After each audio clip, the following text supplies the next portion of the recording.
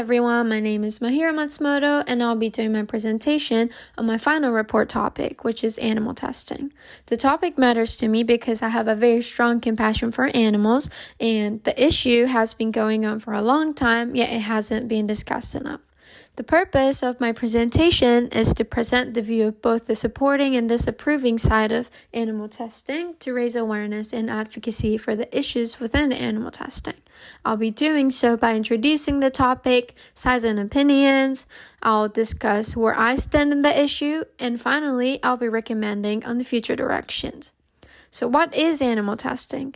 Animal testing involves the use of animals in research of science and medicine to gain knowledge about biological systems, understand disease, develop new medications and cures, and to test and ensure the product safety.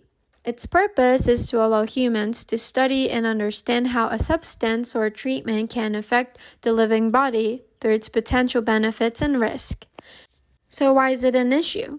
While some people argue for its necessity in human advancement, others see it inhumane and unethical.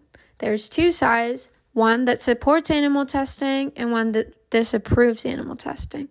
I'll be introducing the side A first and move on to the side B.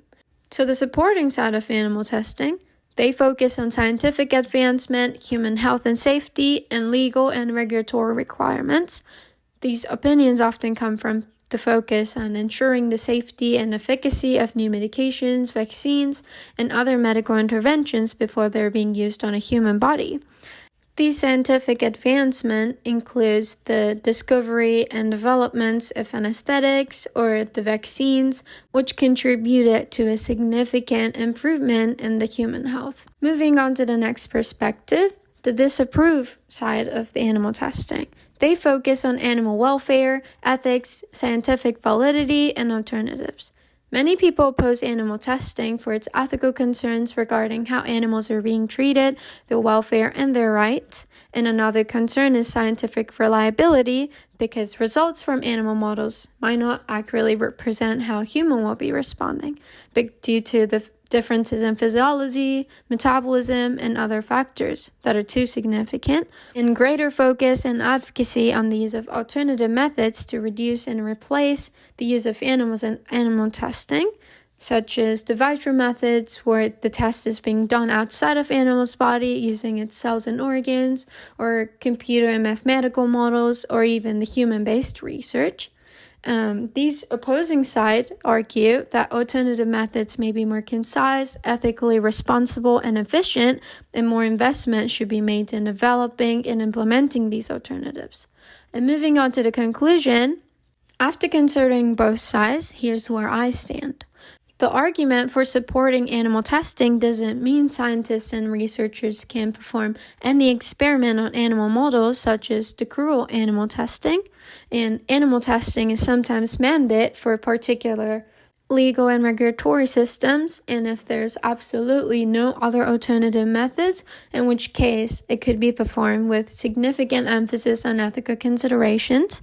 As such, I conclude that it is the best to reduce animal testing with greater awareness and consideration on animal welfare. And there are a few ways we could move forward with these knowledges in mind.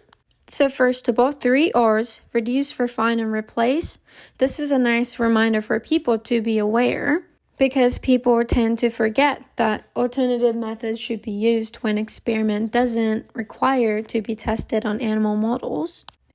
In resource sharing, collaborations in between the institutions could be difficult, but if they could make the full use of the existing resources, there's no need to repeat the same study and waste lives. And moreover, fundings can be saved for new experiments and discoveries, and cooperative experiments can help the institutions to afford costly researches.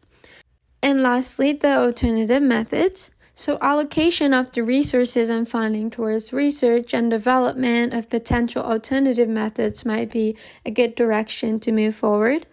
Additionally, supporting interdisciplinary research collaborations and initiatives that focus on advancing the alternative methods can promote more efficacy to the research that doesn't involve animals. Thank you for listening.